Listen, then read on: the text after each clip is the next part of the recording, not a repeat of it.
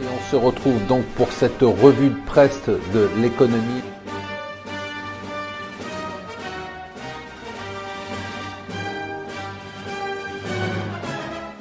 Bonjour et bienvenue sur Mon Financier pour la revue de presse de l'Écho. Nous sommes le jeudi 11 janvier.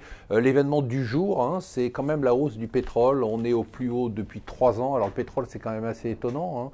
On est maintenant quasiment à 65 $ sur le crude oil, enfin le brut américain. On est quasiment à 70 $ sur le Brent.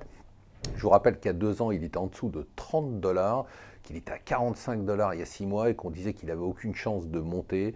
Alors, réduction de la production, hausse de la demande du fait de la croissance internationale, problème géopolitique, baisse des stocks, tout ça est très logique. Très logique, sauf que personne n'avait prévu parce qu'on expliquait tous que si le cours du pétrole montait, eh bien le pétrole de schiste américain allait exploser et donc du coup il allait faire rebaisser les cours du pétrole et pour l'instant c'est pas du tout ce qui est en train de se passer. L'autre événement du jour, on vous en parle depuis un moment, on vous dit que cette année c'est vraiment ce qu'il faut suivre.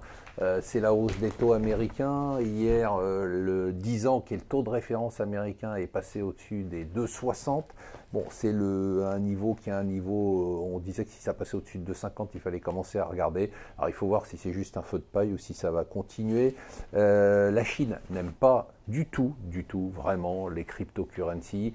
Hier, elle s'est attaquée aux mineurs de Bitcoin en disant aux autorités régionales, tout simplement, d'interdire la production de Bitcoin pour 2 raisons. La première, c'est que ça a un impact sur la stabilité financière. La deuxième, c'est que ça consomme trop d'électricité. Par contre, alors il y en a une, voilà, c'est assez surprenant. Le Bitcoin, c'est vraiment un sujet sans fin.